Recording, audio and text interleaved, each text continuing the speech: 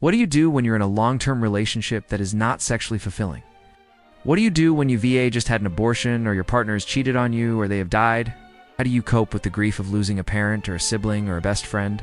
How do you deal with the death of a pet, the loss of a job, the loss of your home in a fire?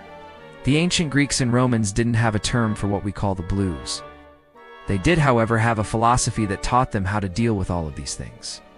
It's called Stoicism, and it was practiced by some of the most powerful people in history. Men like George Washington, Marcus Aurelius, the Roman Emperor, Nelson Mandela, the former president of South Africa, and even the great boxer Muhammad Ali.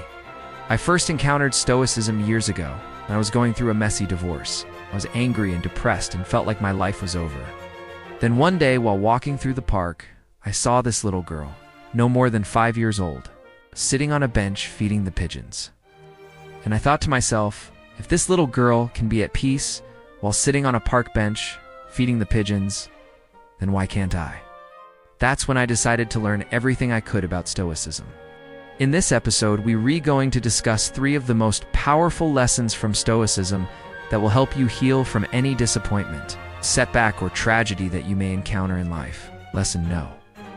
1. Accept what you cannot change.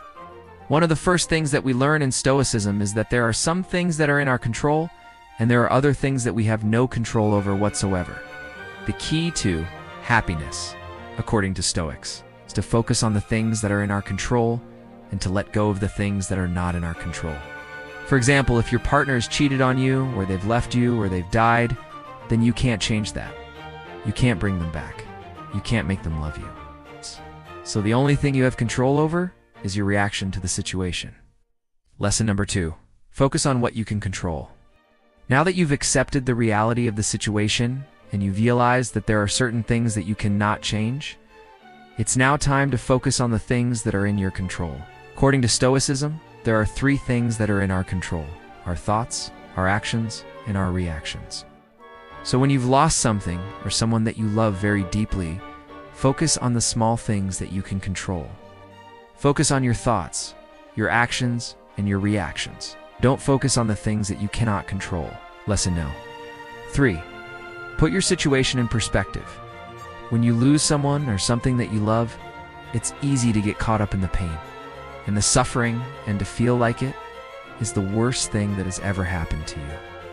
But according to Stoicism, the only thing that is bad is the thing that we choose to believe is bad. Nothing is inherently good or bad. It all depends on our perspective. So when you're feeling down and out, take some time to reflect on your life and realize that everything that you're going through, every emotion, every feeling is temporary. Nothing lasts forever, not even your pain. And there is light at the end of the tunnel. So my question to you today is, what are you going through right now? What disappointments, setbacks, or tragedies have you experienced recently that you need help healing from? Post in the comments below and let me know. And until next time, thanks for watching.